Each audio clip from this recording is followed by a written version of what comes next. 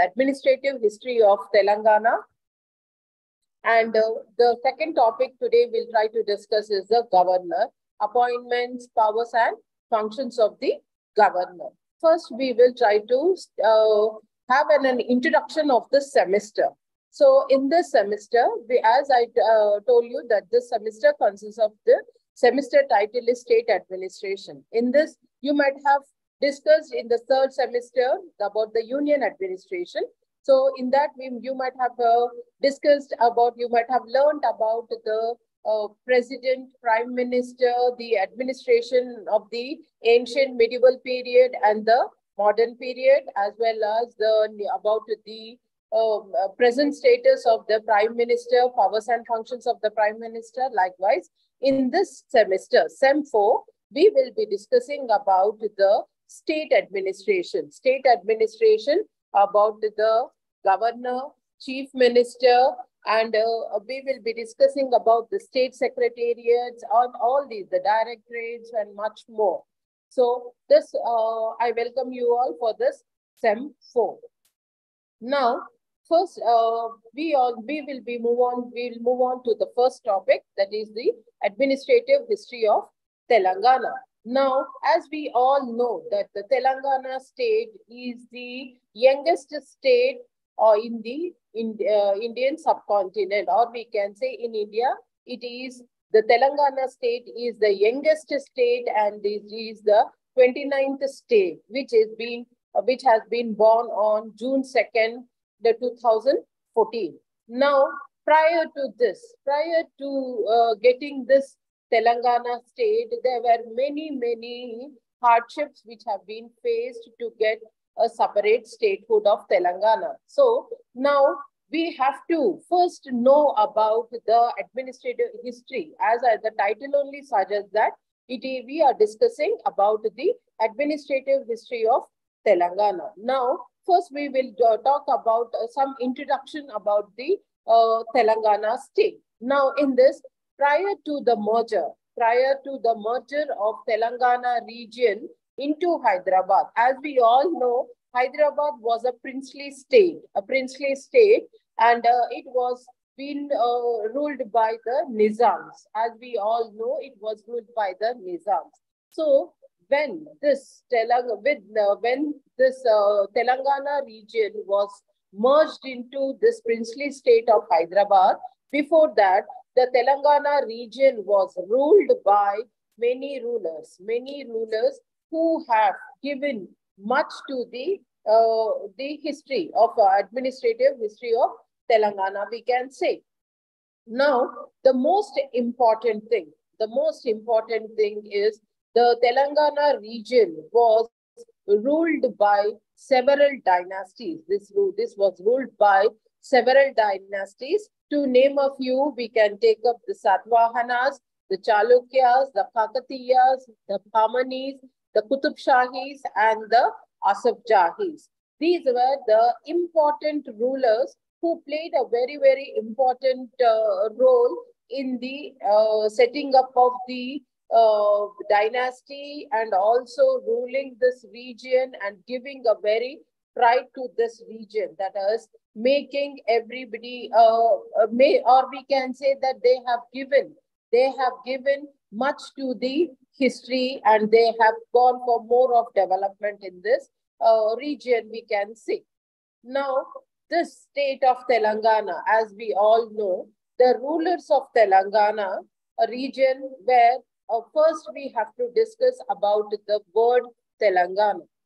Now, the etymology of the word Telangana, this seems to be derived from the word Trilinga. The etymology of the word Telangana seems to be derived from the word Trilinga, and as Trilinga, as in the Trilinga Desa. It is a Trilinga Desa which translates. Now, this term Trilinga Desa, it translates to, if we translate this term Trilinga Desa, we can say that it is the country of three lingas. Trilinga Desa is the country of three lingas. Now, what are these three lingas? That is the three Shiva temples. The Trilinga means the Telangana region was famous for three important Shiva temples, and hence the name Trilinga. From there only the word Telangana came into existence. Now, what were the three important lingas or the Shiva temples? That are Kaleshwaram, Srisailam, and Draksharamam. As the name suggests, three lingas, it is the three lingas, the three Shiva temples are Kaleshwaram, Srisailam, and Draksharamam. So now when we talk about these three, as we know in the present scenario also, we have these three important Shiva temples. Now also they mark a very pride in the history of Telangana. And we can say that they give a pride to the state. Now, moving on to this, the Telangana state. Now, when this Telangana region or the rulers of Telangana, we will talk about each and individual. We will try to throw light on the individual rulers, how their administration was, what was the period, and what was the importance of them. So the first and the foremost ruler who ruled this Telangana region was the Shatavahanas between the period from 221 BC to 218 AD. The period of the Satavahana period is 221 BC to 218 AD. And next, the ruler was part of the Chalukya dynasty. Chalukya dynasty in the south. This was the period was from 5th to 11th century AD. Then after them, the Kakatiyas ruled. The Kakatiyas, they ruled from 1100 to 1475 AD. Later on, the Kakatiyas, after the Kakatiyas, part of the Brahmanis ruled India, this Telangana region. And from the period of 1347 to 1687. Later on, after the Brahmanis, the Qutub Shahis took over. As we all know, and the Hyderabad is very famous for this Qutub Shahis. That is presently what we are seeing, the Golconda Fort and the seven tombs. All these are the structures which were being built by the Qutub Shahis only. So the Qutub Shahis have given more of architecture, more of we can say they have left behind a legacy of administration in this Telangana region, we can say. Now, the Qutub Shahis period is from 1518 to 1687. Later on, this has moved from Asif Qutub Shahis were taken over by the Asif Jahis, and the Asif Jahis, the period is from 1724 to 1948. Means you can just see that the Asif Jahis, the Nizams ruled from 1724 to 1948. That is after independence also, the Asif Jahis have ruled this place. And later on, this was given to the Indian government.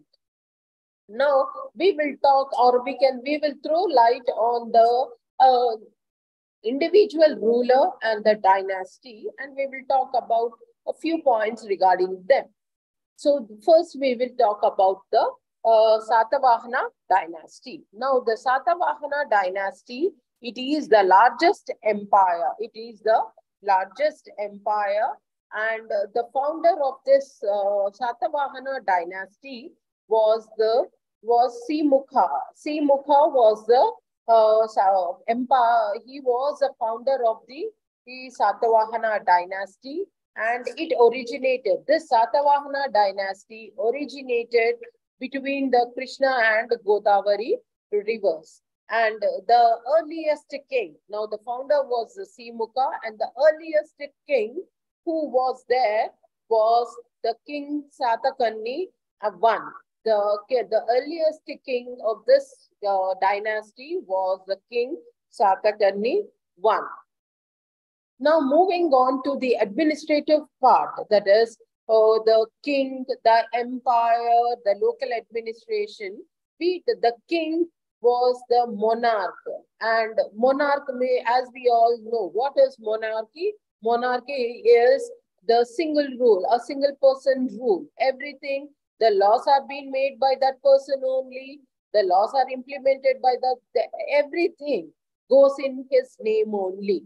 So monarchy was being practiced at that moment of time in the Satavahana dynasty, and hereditary was also seen. Hereditary means only one family ruling the empire, means generations to generations. The king's son will become the prince, then the prince will become the king, and his son will become again the prince. Like that, from generations to generations were continuing, and where the hereditary was going on.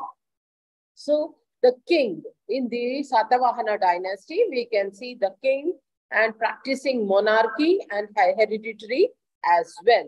Now coming to the empire, how was the empire? The empire it was following, the empire was following Dharma Shastras. The empire was following Dharma Shastras, and for the administrative convenience,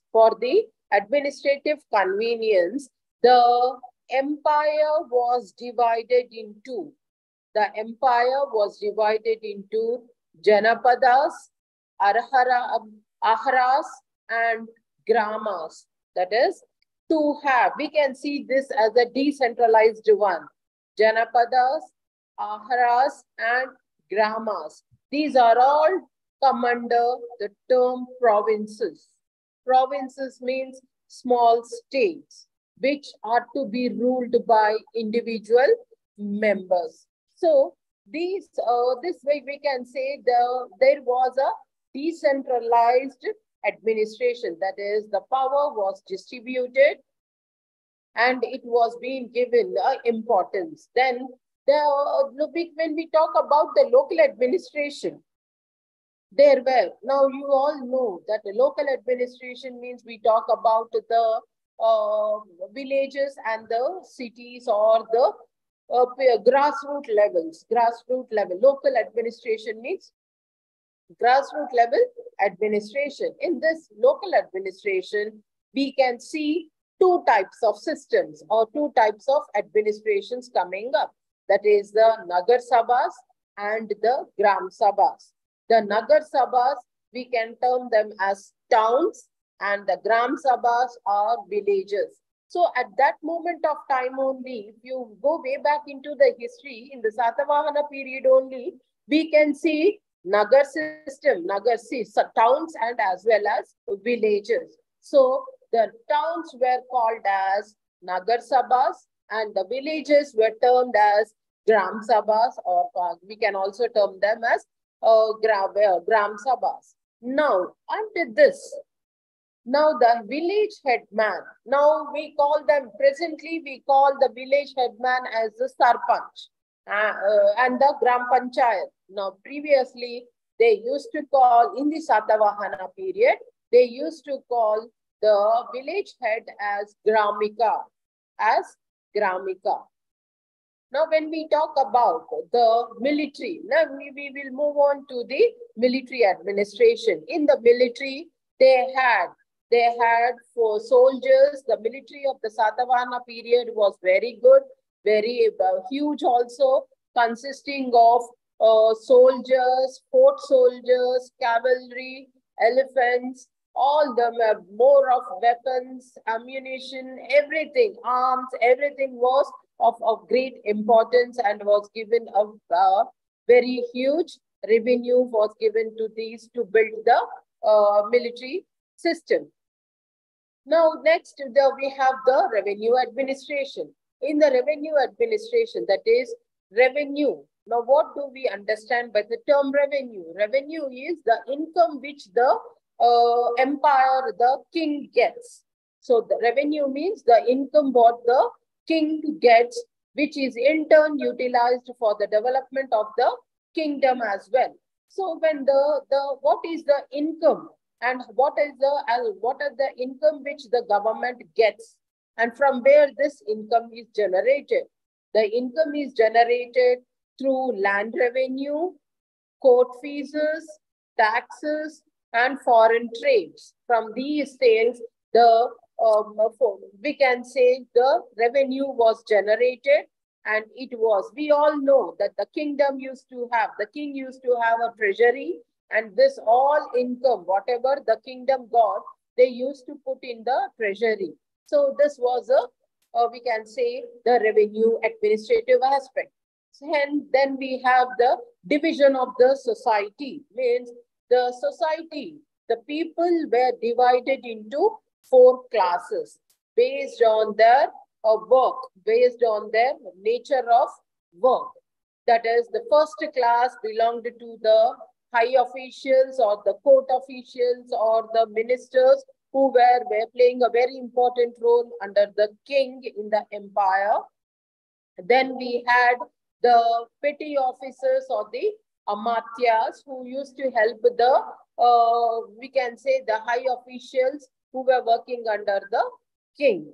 And then the third middle, we can say the middle class were consisted of Vaidyas, that is the doctors and the goldsmiths. And the fourth class consisted of carpenters, blacksmiths, and all of them.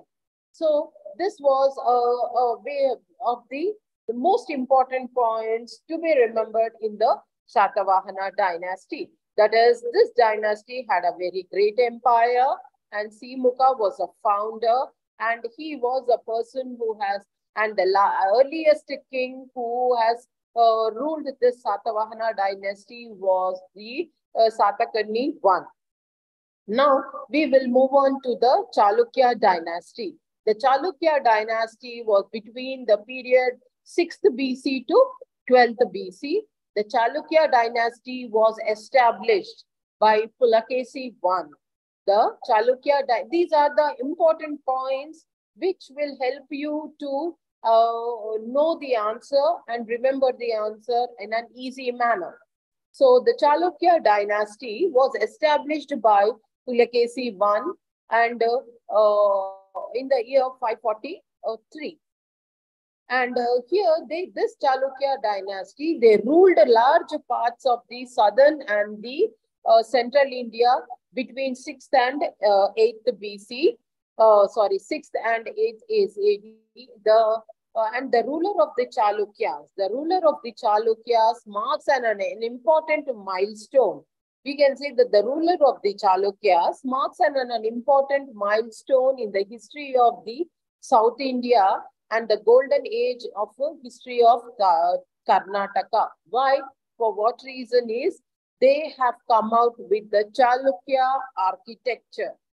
They have given out much of the, if you go to Karnataka and the southern regions, we see huge temples, marvelous architecture that in these periods only, in the Satavahana periods, in the Chalukya period only, these old temples were built.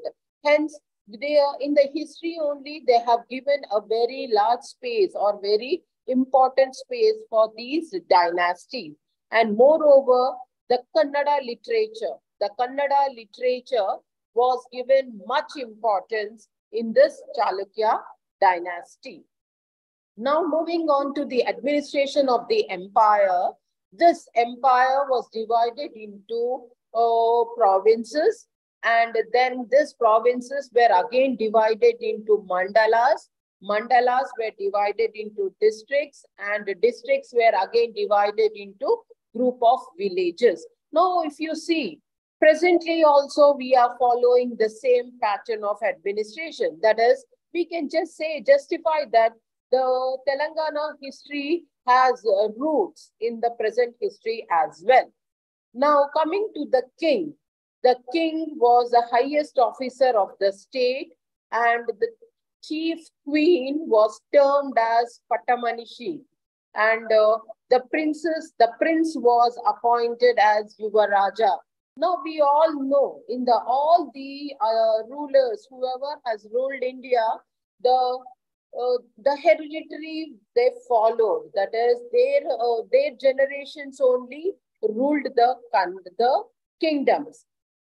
And moving on to the Council of Ministers, they were Mahamatyas. They were Mahamatyas, and they were being given high positions under the in the presence of the king, and they were given more of responsibility of administration, we can say. Now then, we had the provincial administration, that is the empire, the whole empire was divided into provinces, and the local administration also, if you see, it was divided into villages, and we can say that here also we can see the Gram Sabhas and the Gram Panchayats. Now, the third dynasty which ruled is the Kakatiya dynasty. Now, we all know the Kakatiyas, the rulers of the Kakatiya, Rani Rudramadevi, the Prataparudra, all these people, they have given much relevance and much importance for the Telugu-speaking people. Why? Because it was the Kakatiyas who played a very, very important role in bringing all the Telugu-speaking people onto one platform. And they have given much importance to the Telugu-speaking people. Previously, if you see the other dynasties, we can see the Kannada literature, Kannada dynasties, or the Tamil literature, all these, that is the Dravidian literature, all these. So we did not have or we can say that the Telangana literature or Telangana people did not have, they were not being given much importance. So we can say that the Kakatiya dynasty has given a very, very huge, or we can say it has created a very great milestone in the history of Telangana.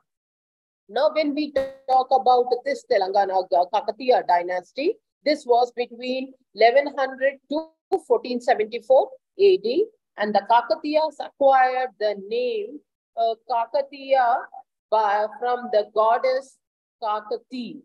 We all know they used to worship goddess Kakati, hence the name Kakatiya has come into existence.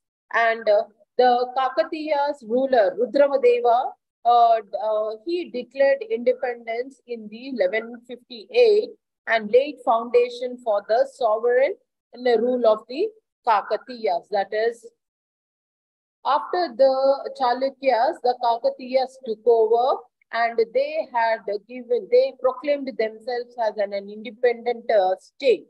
And these Kakatiyas made their capital as Orugallu. And this was, now we all know Orugallu, that is Warangal, now it is called as, was established in 1195. And we can say that Rudradeva, as we all know, that Rudradeva had no children. His brother Mahadeva succeeded to the throne. So this was being given of much importance. So like that, Rani Rudramadevi, she became the queen, or we can say she ruled the Kakatiya dynasty. That is, we can say that she was the daughter of Ganapati Deva, and she has given, or we can say she fought with the Britishers as well and she has fought for the Telugu speaking people, and she succeeded in fighting with the Britishers. But later on, the Britishers took over the whole country. That is an history which you might have studied in the third semester. Now, later on, after the Kakatiyas, we all know that the Qutub Shahis ruled. The Qutub Shahis also played a very, very important role. So the Qutub Shahis, we all know, they were the people who were this Qutub Shahi dynasty has played a very, very important role in the administrative system. That is, we all know that they came from the Bahmani kingdom, and the Qutub Shahi's rule of Golconda. Now, this Qutub Shahi dynasty was a founder. The founder of this Qutub Shahi dynasty was Sultan Quli. Sultan Quli was the founder of this Qutub Shahi dynasty, and he developed this Dakkani culture, that is a Dakkani culture, and he promoted more of economic prosperity in this region, in this Telangana region, we can say. And later on, the rulers of this Qutub Shahi were 8 of them. The first one was the Sultan Quli Qutub Shah, and the last person who ruled this period was the Abdul Hasan Qutub Shah. Abdul Hasan Qutub Shah, and the dynasty, the Qutub Shahi dynasty, was between 1518 to 1687 AD. Now, we can say that this had a much relevance, or this had a much importance for the development of the state of Telangana, we can say.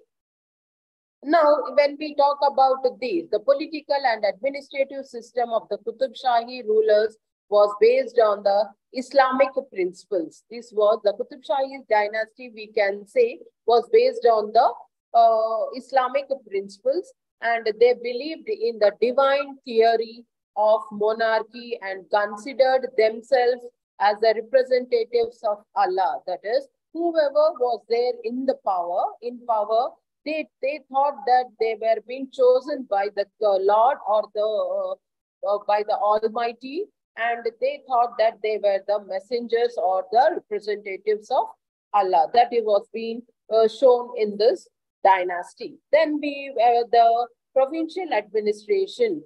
Then we can see Quran and Prophet Muhammad, the preachings we can see much were seen in this dynasty. And moreover, when we talk about the military administration as well, in the military administration also, the Golconda Fort, which was being built in this, there were much of relevance. That is, the elephants, the army, the arms and ammunition, everything was of great importance. So this was a Qutub Shahi period. Then we have the Asif Jahis. The Asif Jahis are also known as the Nizams. The Nizam's rule we call it as. Now the Asif Jahi rule. The Asif Jahi rule is between 1724 to 1950 AD. The period of the Asif Jahis was 1724 to 1950 AD, and the establishment of the Asif Jahi rule at Hyderabad was in the 18th century, and it was a great landmark, we can say. It was a great landmark in the history of the medieval Deccan period. Now, when we talk about the rulers, now coming to the rulers, the Asif Jahi's Nizam are generally counted as 7 only, but there were 10 Nizams who ruled this state of Hyderabad. But only we take into consideration 7, because the other 3, they ruled only for a short, very, very short duration of time. So the Asif Jahi is the first Asif Jahi was, we can say that Mir Ahmad Ali Khan Nazir. The first Nizam we can say is Mir Ahmad Ali Khan. And the last Nizam, the 7th Nizam, we call him as Mir Usman Ali Khan. We all know the present architecture, the present places, that is all which we are seeing presently. The Legislative Assembly, all the secretary, all are being built by the Nizam only. So, and here the Usmania Hospital, Usmania University, All these in and around Hyderabad, what all we have, Faluknuma Palace, the High Court, whatever we are having today, the museum, Salarjung Museum, all these were built by the Asif Jahis only. And very important to make a note of it that it was a person, Mir Usman Ali Khan was the last Nizam who has given much importance and for architecture and development, economic and fund the social development of the state of Telangana, we can say.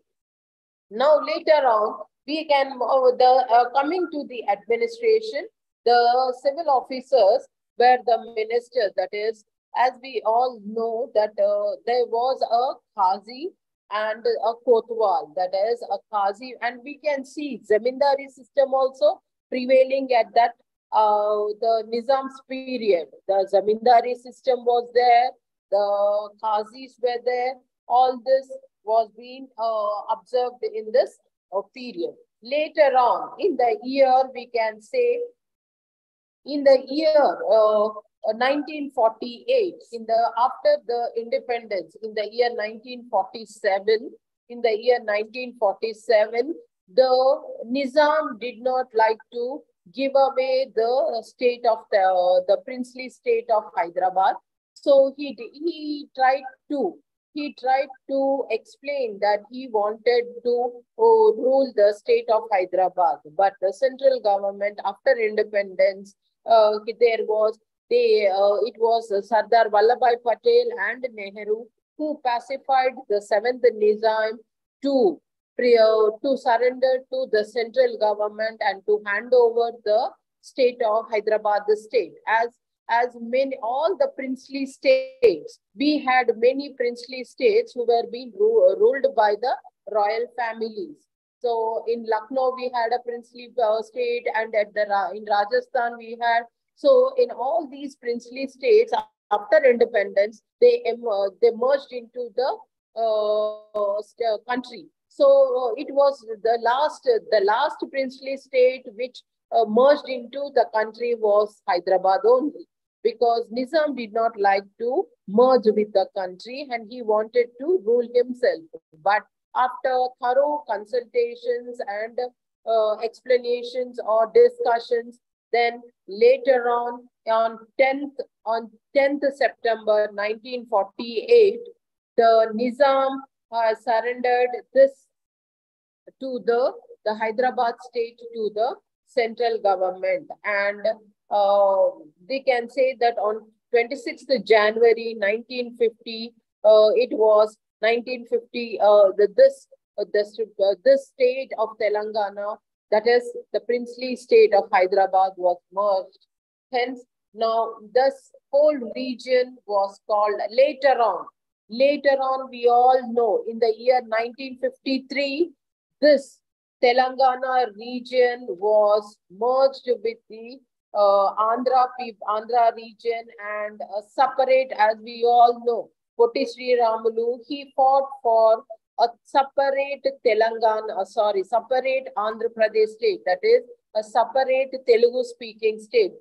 Previously, the Telugu-speaking people were in the Madras presidency. So he fought for a separate statehood of Telugu-speaking people.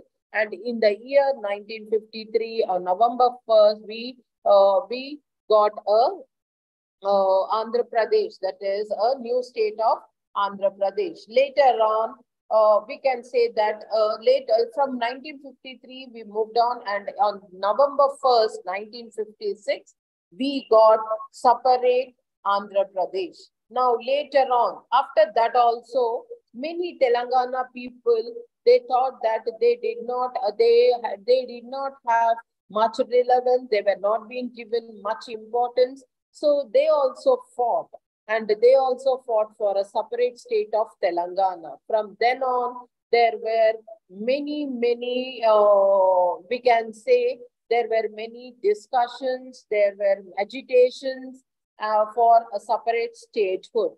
But later on, the state of Telangana succeeded, and it became a reality in the year 2014. We all know that to get a separate Telangana, how many people lost their lives, and many of them came onto the roads for a separate statehood.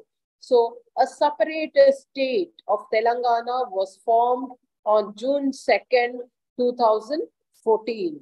Hence, we can say that this that where we can see that the separate statehood has been formed, and now we are enjoying the fruits of a separate statehood. Now we can see, now when we talk about the history, we can see that there are many things which we are following in the today's scenario also. So that the administrative system, that is a distribution of power, or distribution of power is one of the important aspect what we are following today. Then the provincial administration, that is the decentralization also we are seeing. So all these are the important aspects which we can term them as that it has given or it has paved the way for a separate statehood. And this administration, we can say presently also we are having a resemblance of the and we are showcasing the history in our present scenario as well.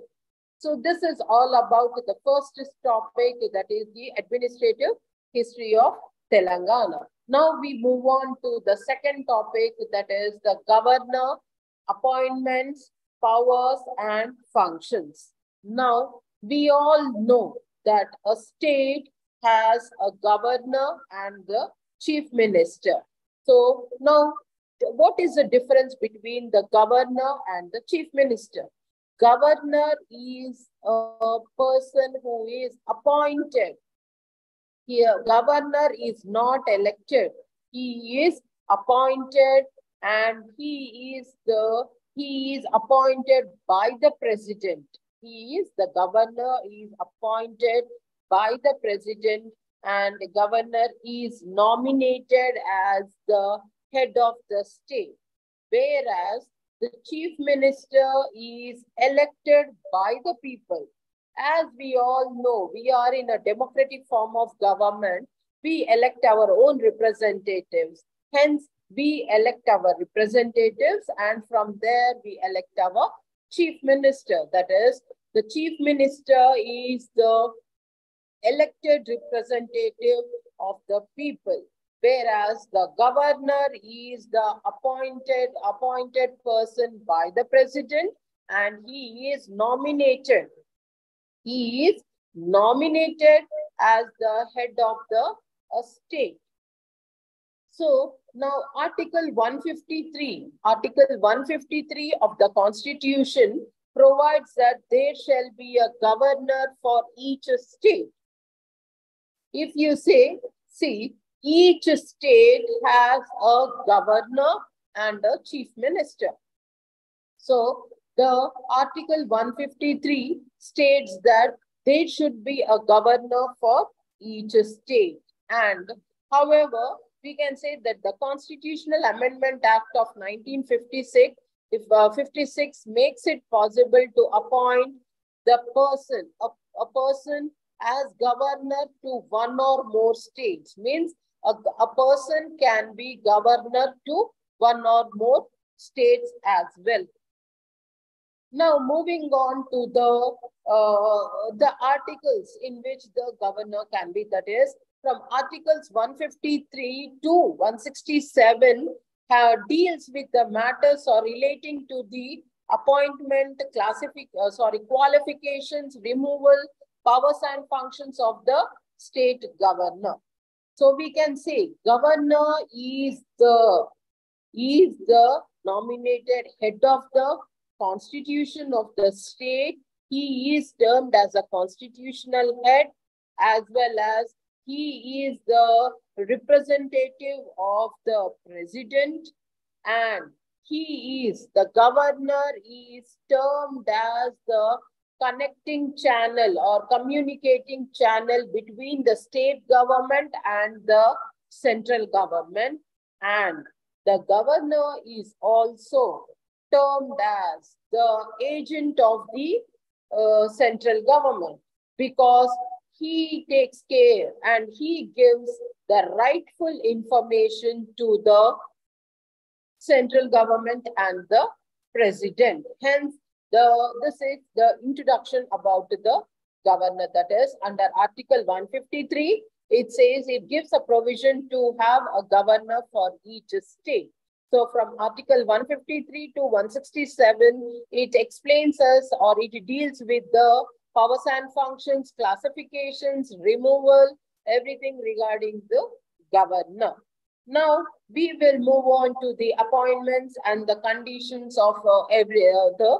Now, first we will deal with the eligibility, or we can say kinds of qualifications to be appointed as governor of a state. So, to become or to appoint the governor of a state, a person should be citizen of India. To become the governor of India, governor of a state, a person should be of a citizen of India. Then he should have completed 35 years of age, and he should not hold any office of profit. Now, what do you mean by office of profit? Office of profit means he should not hold any government post.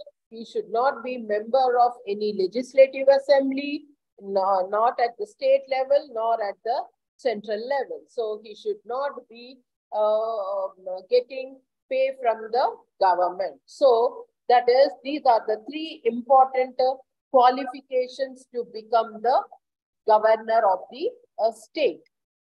Now, moving on to the appointment, the governor is appointed by the president with the decision and consultation of the Prime Minister. Then the term of office of the governor is 5 years. The term of office of the governor is 5 years. And moreover, one other important point, the governor, whoever is being appointed, should not belong to that particular state. Means a governor should be appointed from the neighboring state or from other state, but not from that state. Whereas the chief minister will be elected from that state only. So these are the basic differences between the governor and the chief minister. So moving on to the appointments, the governor is appointed by the president with the consultation of the prime minister. Then the term of office of the governor is 5 years.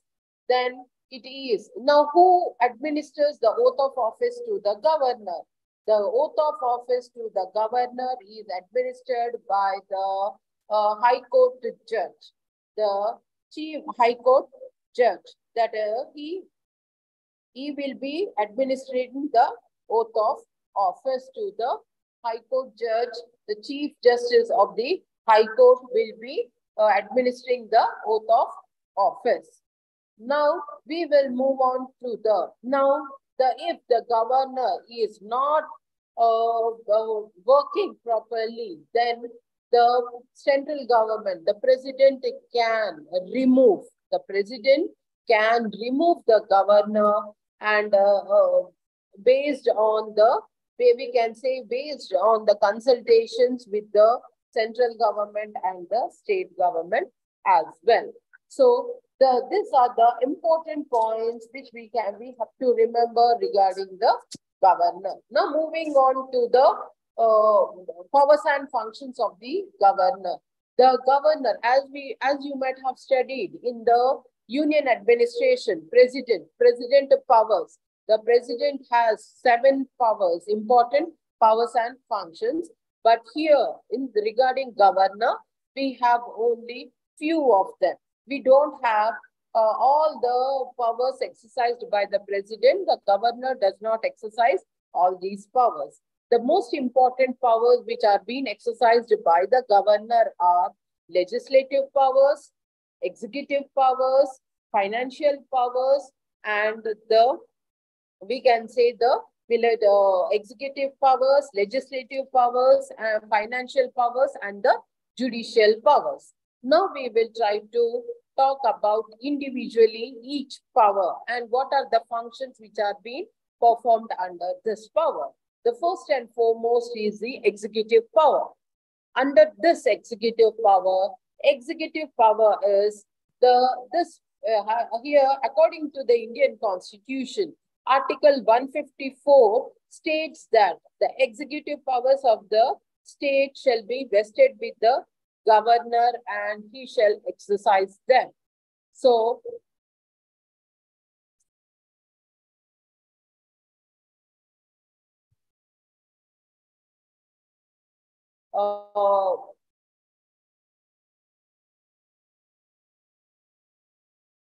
so we can see that the governor plays a very, very important role. Hence, we can say that the governor is now coming to the executive powers, the appointments we can say.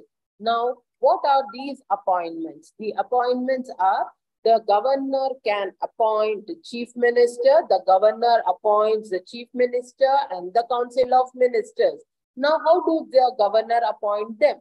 After the general elections, the governor calls the party which gets a majority will go and submit a memorandum to the governor requesting him to form to give permission to form the government, and whichever party gets majority, the governor will call or invite them to form the government, and the governor will give or administer oath of office to the chief minister and the council of ministers. That is we say that the governor appoints the chief minister and the council of ministers. Apart from the appointing the chief minister and the council of ministers, the governor also appoints the State Public Service Commission chairman. All the appointments are to be made by the governor only. That is,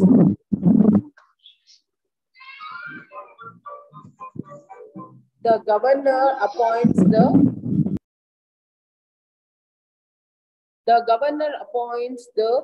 all these and the executive powers, whereby he explains that or he tries to see that the appointments are made in a transparent manner. So what are the appointments? He appoints the state election commissioner, chairman, members of the state election commissioner, and the governor also acts as a chancellor to the state universities as well. Now moving on to the legislative powers. The legislative powers, in the legislative powers, the governor addresses the first joint session of the assembly after general elections. Then he also addresses the assembly when there is the budget which is being presented in the assembly. Then he also appoints and the governor can nominate one member to the state legislative assembly from the Anglo-Indian community and also nominate 1/6 of the members to the state legislative council who are with eminent personalities with special knowledge. That is, state legislative council, we all know it is an elders council the governor has the power to nominate them. Then the governor can appoint any member of the state legislative assembly to preside over the proceedings when the offices of both the speaker and the deputy speaker fall vacant. That is, if they are on leave or anything, or if it is fall vacant, then the governor can appoint any of the assembly member to run the assembly session. Then we move on to the financial powers. The financial powers are, now what do we mean by the financial powers? The financial powers are about the functions of the state governor are, he sees that the annual financial statement. The annual financial statement is nothing but the budget. But in the constitution, we don't have the term budget. In the constitution, it is termed as the annual financial statement. So it is the responsibility of the governor to see that the state presents the budget in the assembly on time. And the governor sees that the money bills are introduced in the legislative assembly, and they should have, if the government wants to introduce any money bill in the assembly, they have to take prior permission from the governor. And the governor also, we can say that the constitution authorizes the governor to constitute a finance commission, and after every year to review the financial position of the panchayats and the municipalities. So we can say the finance commission, every state also has a finance commission, and they take up the responsibility of how the finance of the revenue and expenditure, they come out the policy making of the country. Then we have the judicial powers. The judicial powers are, we all know that the president has the power to grant mercy on death sentences, but the governor does not have that much power to grant or to give permission for death sentence, pardon to the death sentence. Only the governor can grant pardon and punishments and suspensions on small things only. He can go for he can exercise his judicial powers. Then according to Article 217, the governor is consulted. Under Article 217, the governor is consulted by the president while appointing the High Court judges.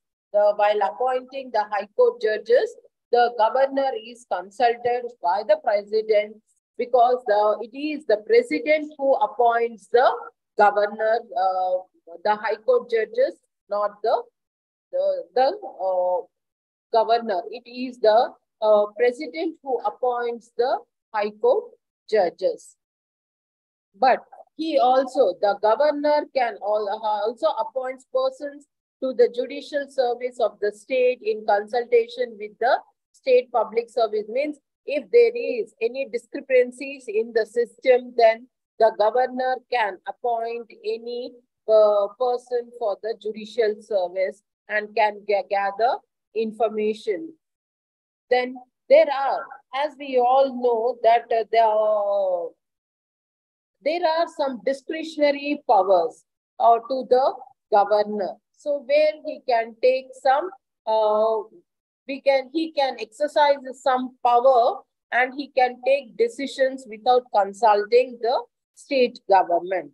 So which article does it explain? Article 163 makes the governor sole judge. Sole judge means individual judge in matters in which he is required to act in his discretion. That is, whole and sole, he will be responsible for taking the decisions. So that is the most important discretionary powers of the governor are appointment of the chief minister. That is, whichever party gets power and whichever party comes and submits a letter of memorandum to the governor, then it is the power of the governor to choose to whom he has to make the chief minister. That is, the appointment, which party has to be given power. That is his discretion. Then it is we can say the summoning of the house. If there is, we can say that something is not going, the administration is not going on properly in the state, then he can summon the chief minister and the council of ministers, and he can also he can also summon the house, that is the assembly, and he can question the assembly as well. and he can also dissolve the assembly if he feels that there is an administrative lapses taking place. Then he can explain, or he can recommend. If there is any administrative lapses, then he can recommend the president to introduce or to impose constitutional emergency in that particular state. Constitutional emergency is also known as president's rule.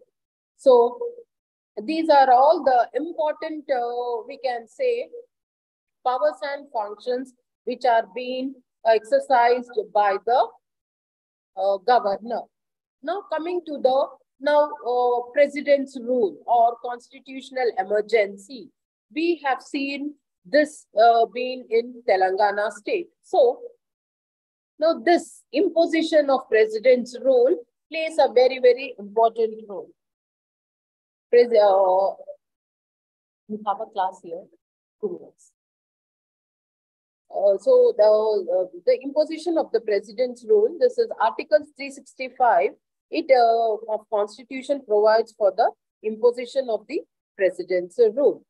So this is all about the first module, first 2 topics, administrative history of Telangana and the governor. So we will meet in the next class and we will discuss the other remaining topics. Thank you.